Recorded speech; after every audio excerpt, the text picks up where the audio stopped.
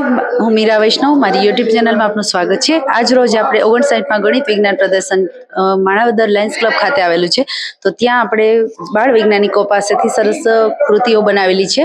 તો આપણે એના મુખેથી સાંભળીએ એ કૃતિમાં શું નાવીન્યતા છે। બેટા, તમારું નામ અને તમે શું કૃતિ બનાવેલી છે વિગતવાર સમજાવો। મારું નામ પટેલ વિશ્વાસ છે। અમારો સહભાગી કચ્યા યશ છે।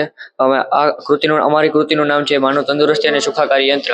અમે આ પ્રકૃતિ એ રીતે રજૂ કરી છે। આપણે જાણીએ છીએ કે માનવ તેની સ્વાસ્થ્ય અને જાળવી શકતો નથી, તેથી તેની પાસે સમયનો ખૂબ અભાવ હોય છે।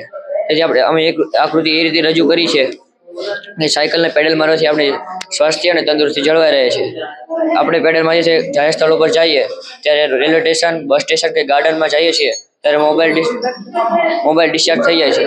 ત્યારે આપણે આ પેડલ મારીને આ સાયકલમાં જે કૃતિ રજૂ કરેલ છે તેની યાંત્રિક ઉર્જામાંથી વિદ્યુત ઉર્જામાં રૂપાંતરણ કરી શકીએ છીએ।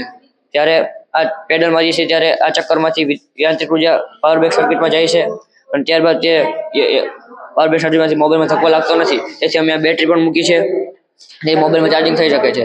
જાહેર બેક સર્કિટ પર જો અમારી સરકારશ્રીને એવી નમ્ર વિનંતી છે કે જો આ કૃતિ જાહેર સ્થળ ઉપર રાખવામાં આવે તો માણસની તંદુરસ્તી સ્વાસ્થ્ય પણ જળવાઈ રહે છે।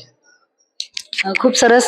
બાળકોએ પહેલી સૂપ તે જાતે નર્યા એને સાર્થક કરવા માટે સાયકલમાં સરસ એક પ્રયોગ કરેલો છે અને આપ નિહાળી રહ્યા છો અને સરકારને પણ એ વિનંતી કરે છે કે જો આવો પ્રોજેક્ટ તમે મૂકવામાં આવે તો વધુમાં વધુ લોકોને ફાયદો થાય।